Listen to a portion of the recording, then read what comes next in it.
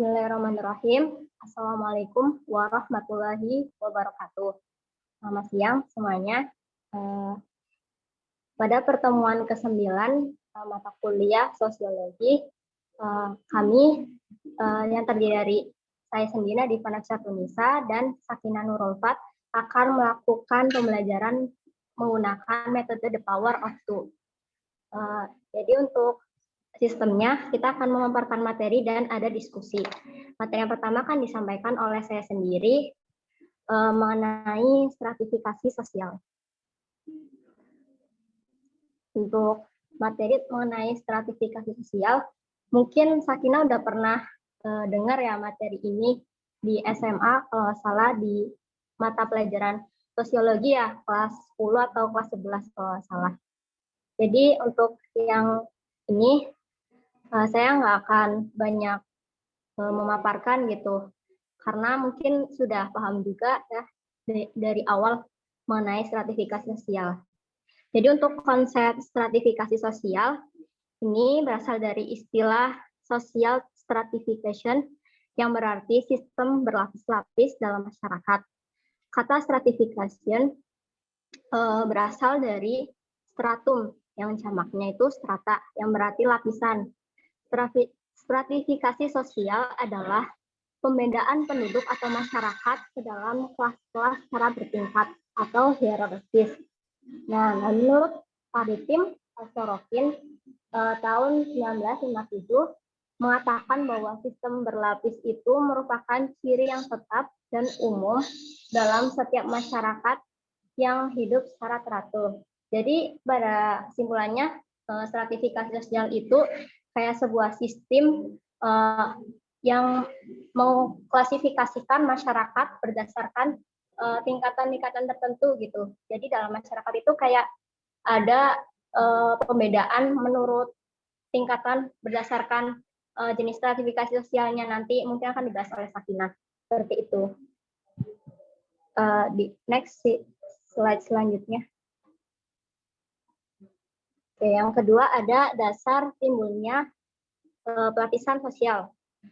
Dasar pokok timbulnya sistem pelapisan dalam masyarakat itu karena adanya sistem penilaian atau penghargaan terhadap berbagai hal dalam masyarakat tersebut, berkenaan dengan potensi, kapasitas, atau kemampuan manusia yang tidak sama satu dengan lainnya.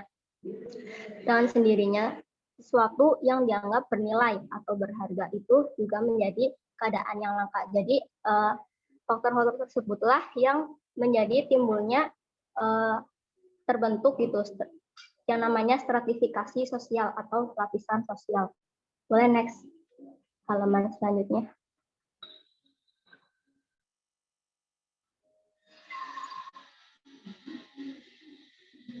Jadi selanjutnya ada dua proses timbulnya pelapisan sosial dari masyarakat.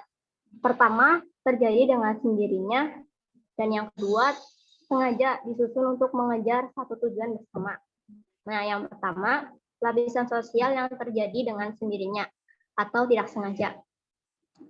Terdiri dari beberapa macam. Yang pertama, pelapisan sosial terjadi karena tingkat umur atau age stratification. Dalam sistem ini, masing-masing anggota menurut klasifikasi umur mempunyai hak dan kewajiban yang berbeda. Yang kedua, menurut faktor kepandaian atau kecerdasan, intelijensia. Pada umumnya, masing dipakai dalam tolak ukur untuk membedakan orang dengan orang lainnya. Yang ketiga, ada faktor ketidaksengajaan lainnya, yaitu kekerabatan.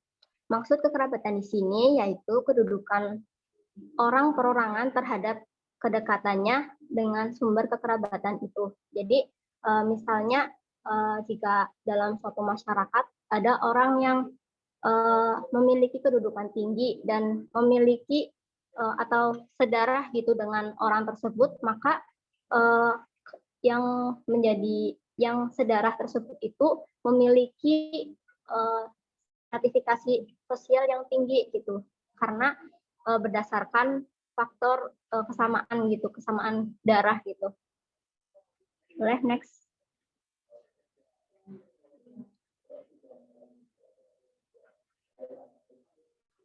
bentuk. Oke, yang terakhir itu ada bentuk dari sistem pelapisan yang terjadi dengan sendirinya adalah gender. Nah, fenomena ini walaupun tidak mutlak menentukan suatu pelapisan, namun dalam beberapa hal juga menunjuk pada sistem itu. Sistem pewarisan pada beberapa masyarakat menunjukkan bahwa cenderungan bahwasanya laki-laki berhak mewarisi lebih dari perempuan. Kayak dalam bidang pekerjaan gitu. Lebih banyak dibutuhkan laki-laki dibandingkan dengan perempuan. Bahkan untuk pekerjaan yang mungkin lebih layak atau seharusnya itu diduduki oleh perempuan, biasanya laki-laki juga turut mengambil kesempatan tersebut gitu. Nah, untuk yang kedua, ada sistem pelapisan yang sengaja disusun untuk mengejar suatu tujuan bersama. Nah, di samping dibeda-bedakan berdasarkan status yang diperoleh, anggota masyarakat juga dibeda-bedakan pula berdasarkan status yang diraihnya, sehingga menghasilkan berbagai jenis stratifikasi. Nah, ada beberapa jenis. Yang pertama, stratifikasi berdasarkan pendidikan.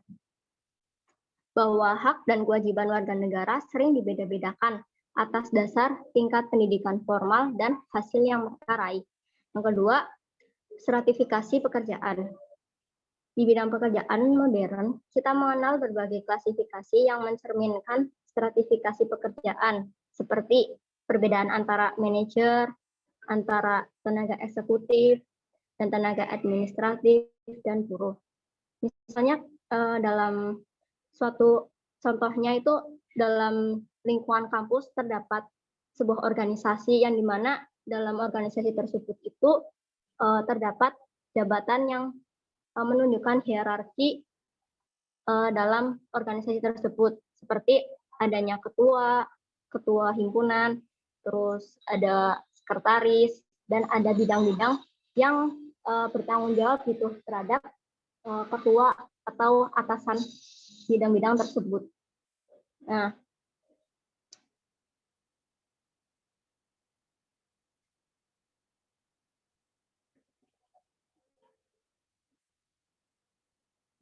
untuk yang ketiga ada stratifikasi ekonomi, yaitu pembedaan warga masyarakat berdasarkan penguasaan dan kepemilikan materi.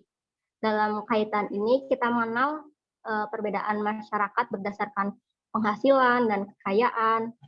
Mereka menjadi kelas atas, terbagi menjadi kelas atas, kelas menengah, dan kelas bawah. Biasanya kelas atas itu kayak diduduki oleh orang-orang dengan penghasilan yang tinggi, seperti PNS atau manajer kayak gitu. Kalau misalkan kelas menengah biasanya seperti pedagang, nelayan. Kalau yang kelas bawah kayak misalnya contohnya itu buruh, terus pekerja yang nggak tetap gitu sehari-harinya. Boleh di next. Yang selanjutnya itu ada ukuran atau kriteria stratifikasi sosial. Yang pertama, ukuran kekayaan. Ukuran ini dapat berubah ke bendaan. Barang siapa yang memiliki kekayaan paling banyak, maka orang-orang itu termasuk lapisan paling atas. Nah, ini sama ya kayak yang tadi, klasifikasi stratifikasi sosial berdasarkan status ekonominya. Yang kedua, ukuran kekuasaan. Nah, dalam hal ini barang siapa yang memiliki kekuasaan atau mempunyai wewenang besar, maka orang-orang itu menempati lapisan tertinggi dalam masyarakat. Nah, contohnya itu seperti kepala desa. Nah, biasanya kepala desa ini karena memiliki wewenang atau jabatan gitu yang dianggap tinggi gitu dalam suatu masyarakat, jadi dia itu lebih dihormati dibandingkan orang yang tidak memiliki jabatan sama sekali. Boleh di next. Yang ketiga, ukuran penghormatan. Ukuran ini mungkin terlepas dari ukuran ukuran kekayaan dan kekuasaan. Ukuran semacam ini biasanya hidup pada bentuk-bentuk masyarakat yang masih tradisional. Orang-orang yang bersangkutan adalah individu yang dianggap atau pernah berjasa besar dalam masyarakat. Orang atau orang-orang yang paling dihormati atau disegani ada dalam lapisan atas. Nah, biasanya orang-orang seperti ini tuh orang-orang yang memberikan kontribusi besar gitu dalam suatu wilayah. Misalnya ada orang yang berjasa mencetuskan ide untuk membuat jembatan atau membuat karya lain yang nantinya bermanfaat gitu dalam wilayah tersebut. Nanti orang tersebut itu akan lebih dihargai gitu, dihargai masyarakat yang ada di sekitarnya. Yang terakhir ada ukuran ilmu pengetahuan. Ukuran ini biasanya dipakai oleh masyarakat yang menghargai ilmu pengetahuan. Akan tapi ada kalanya ukuran tersebut menyebabkan akibat-akibat negatif. Misalnya bukan mutu ilmu pengetahuan yang dijadikan ukuran, tetapi gelar kesarjanaannya. Sudah tentu hal ini mengakibatkan segala macam usaha untuk mendapatkan gelar tersebut, walau mekanismenya tidak benar.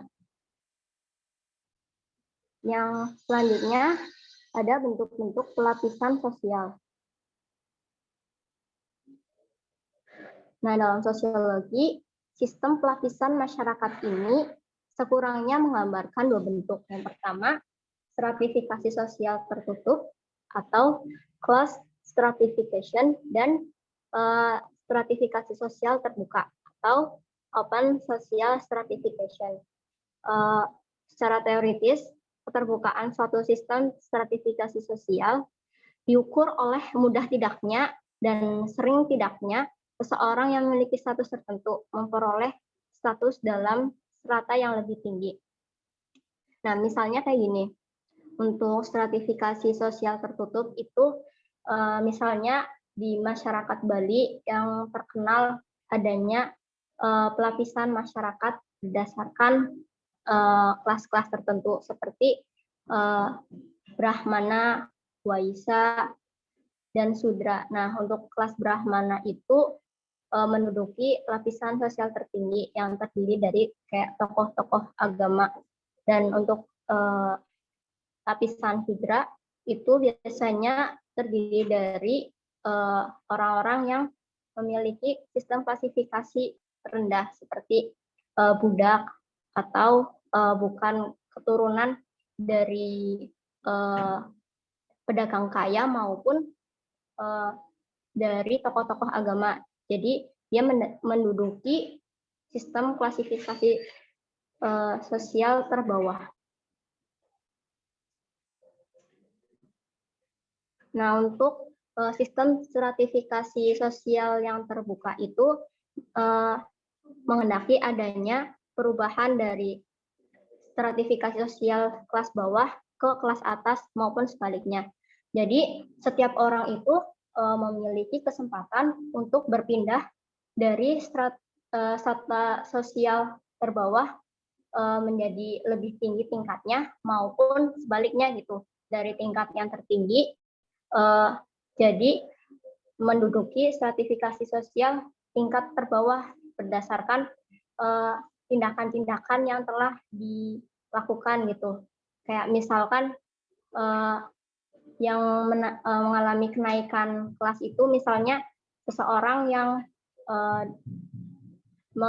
menganut atau menuntut ilmu di perguruan tinggi, lalu dia bisa mendapatkan pekerjaan yang dapat memenuhi kebutuhan ekonominya, sukses gitu dalam karir, maka dia bisa naik gitu ke dalam sistem stratifikasi sosial yang lebih tinggi. Nah, adapun contoh dari adanya penurunan stratifikasi sosial dari kelas yang teratas ke kelas yang terbawah, biasanya penurunan ini terjadi di masyarakat yang menjunjung stratifikasi sosial berdasarkan stratifikasi sosial yang tinggi ini berdasarkan tingkat kelahiran gitu. Jadi misalnya ada orang yang berasal dari kerajaan bangsawan gitu. Lalu dia menikah dengan orang yang memiliki stratifikasi sosial itu yang kelas terbawah. Jadi kalau misalkan ada peraturan yang mengikat gitu, tidak bolehnya keluarga bangsawan menikah dengan keluarga yang berasal dari strata yang terendah, maka bisa jadi bangsawan tersebut itu mengalami penurunan kelas seperti itu. Mungkin sekian dari saya, kurang lebihnya mohon maaf. Untuk materi selanjutnya akan dijelaskan oleh rekan saya yaitu Sakinah. Lalu Sakinah disilahkan untuk memaparkan materi.